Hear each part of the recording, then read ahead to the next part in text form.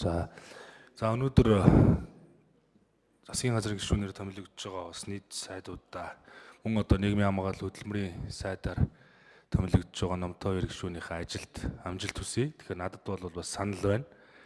Энэ юу вэ гэвэл бас одоо миний хувьд бол бодож явдаг. Энэ юу гэхээр манай улсад бол бас нэг хөгжлийн одоо бас нэг тодорхой загвар бол бас хэрэгтэй болцсон гэж ойлгож байгаа. Тэгэхээр ерөөсөө бусад одоо гадаадын орнуудын бол одоо онцлог хөгжлийн онцлог бол ерөөсөө манай орны хөгжлийн загвар энэ юм а гэдэг ингээд тунхагладаг.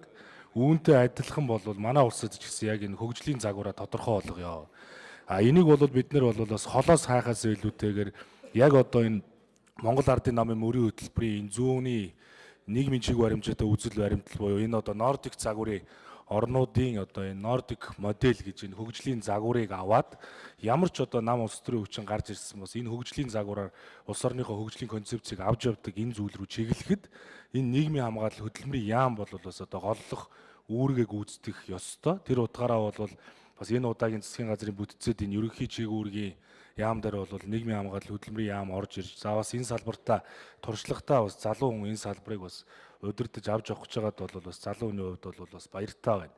Тэгэхээр үүний тулд бол яг энэ гадны Нордик загвараар хөгжиж байгаа орнууд бол ерөөсөө хүн рүүгээ чиглэсэн хөгжлийг үзэл баримтлаа болгож байгаас гадна төрийн үйлчилгээний салбарыг иргэд олондоо бол илүү нээлттэй болгосон.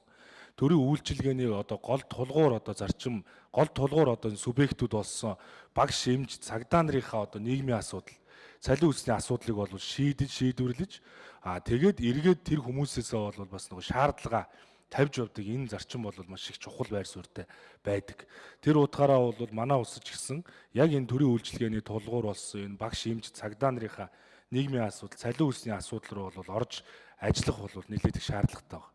Ялангуяа бол би бас өөрөө Монголын залуу багш нарын холбоо гэж 20,000 гаруй одоо гишүүдийг одоо инээндээ нэгтгэсэн 40-с доош насны залуучууд залуу багш нар байдаг энэ холбооны тэргүүнээр ажилладаг мянган багшийн гарын үсгтэй бол бас багш нарын дунд тулгамдаад байгаа асуудлыг би бас өмнө нь одоо хамт олонныхоо хамтаар их хурл дахь намын бүлэгт хүргүүлж Монгол Ардын намын мөрийн хөтөлбөрт багш нарын цалингийн асуудлыг нэмэгдүүлнэ урамшууллын механизмыг одоо өөр түвшинд аваачнаа гэж орж өгсөн.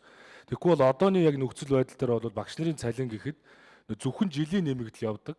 5 жил 5,000 төгрөгөөр багш нарын цалин нэмэгдсэн байгаа өнгөрсөн жилүүдэд. 5 жилийн дараа нөгөө зэрэг нь ахихгүй бол цалин нэмэгдэггүй 1000 төгрөгөөр нэмэгдээд явж байгаа ийм өрөвдөлтөй байдал бол байгаад байна.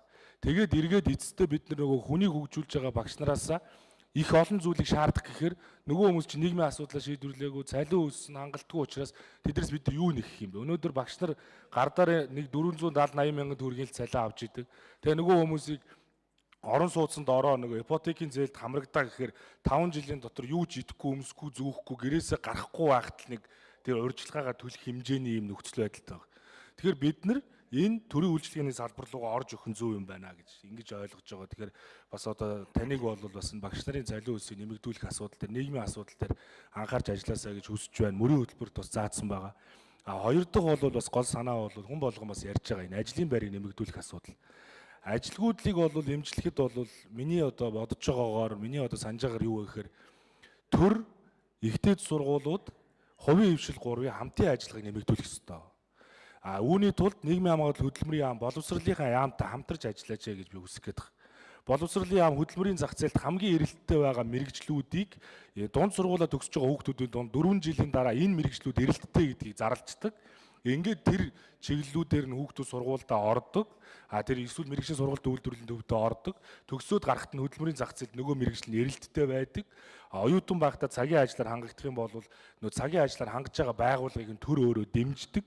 Ийм одоо хамтын оролцоог нэмэгдүүлсэн цагт бол энэ ажлын байр ажилгүйдлийн асуудал бол шийдэгдэх юм байна. Тийм учраас нийгмийн хамгаалал хөтөлмөрийн яам, боловсролын яам хоёр маань бол бас цаашдаа сайн нэгт хамтарч ажилласаа гэж бол хүсэж байгаа. Ер нь бол хүн рүүгээ чиглэсэн бодлого явуулах ёстой гэдэг утгаараа бол өнөөдөр манай одоо сонгон хайрхан дүүрэгт ихтэл одоо жишээ нь 62 дугаар сургууль их 4 ээлжээр хичээлж л байгаа шүү дээ. Тэгэхээр одоо хүн рүүгээ хандсан зүйл байхгүй. Нэгсэндээ хүүхдүүдийн суурин зөв тавигдаж өгөхгүй байгаас болоод нөгөө хүүхдүүд нь мэрэгжлээ буруу сонгодог, ажлын байран дээр гараад ажилдаа өнж байж чаддаггүй ийм одоо асуудлууд байгаамаа. Тийм учраас одоо хүн рүүгээ хандсан бодлогыг одоо хэрэгжүүлж ажиллахыг бол бас танд одоо хичээнгүйлээ хүсэж байна. Таны ажилд амжилт хүсье.